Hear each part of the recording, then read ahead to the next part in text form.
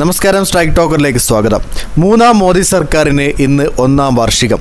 ഭീകരരെ ലക്ഷ്യമിട്ട് പാകിസ്ഥാന്റെ അതിർത്തി കടന്നു നടത്തിയ സൈനിക നടപടി ലക്ഷ്യം കണ്ടതും പ്രതിപക്ഷ നേതാക്കളെ ഉൾപ്പെടുത്തി വിവിധ രാജ്യങ്ങളിലേക്ക് പ്രതിനിധി സംഘത്തെ അയച്ച് നേടിയ നയതന്ത്ര വിജയവും അടിസ്ഥാന വികസന രംഗത്ത് വിവിധ പദ്ധതികൾ നടപ്പാക്കിയതിൻ്റെ ആത്മവിശ്വാസവുമായാണ് വാർഷികാഘോഷം.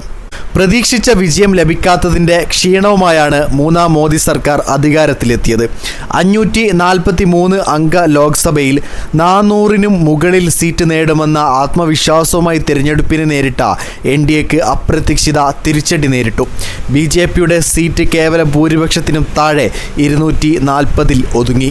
JDUവിനും TDPയെയും പിണക്കാൻ പറ്റാത്തതായതോടെ തുടക്കത്തിൽ അവരുടെ സമ്മർദ്ദങ്ങൾക്ക് വഴങ്ങേണ്ടി വന്നു. മൂന്നാം വരവിലെ ആദ്യ ബജറ്റിൽ ഇത് പ്രതിഫലിച്ചതും ചർച്ചയായി. എന്നാൽ പിന്നീട് നടന്ന സംസ്ഥാന തിരഞ്ഞെടുപ്പുകളിലെ നേട്ടവും പ്രതിപക്ഷ നിരയിലെ അനൈക്യവും ഓപ്പറേഷൻ സിന്ദൂർ ഉൾപ്പെടെയുള്ള വിജയങ്ങളും പ്രധാനമന്ത്രി നരേന്ദ്രമോദിയെ വീണ്ടും കരുത്തനാക്കി. ലോക്സഭാ തെരഞ്ഞെടുപ്പിലെ തിരിച്ചടി നേരിട്ട ഹരിയാനയിലും മഹാരാഷ്ട്രയിലും ഭരണം തിരിച്ചുപിടിക്കാൻ BJPക്ക് കഴിഞ്ഞു. കാൽനൂറ്റാണ്ടിന് ശേഷം ഡൽഹിയിലും BJP വിജയക്കൊടി നാട്ടി.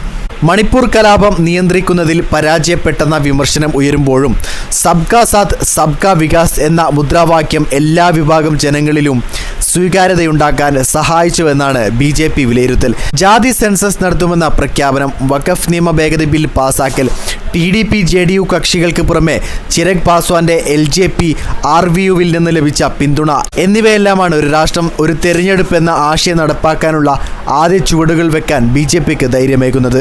മോദി സർക്കാരിനെ കുറിച്ചുള്ള നിങ്ങളുടെ സത്യസന്ധമായ അഭിപ്രായം രേഖപ്പെടുത്തുക. വീഡിയോ ഇഷ്ടമായ ലൈക്ക് ചെയ്യുക. കൂടുതൽ വീഡിയോസുകൾക്കായി ഈ ചാനലോട് തന്നെ സബ്സ്ക്രൈബ് ചെയ്യുക.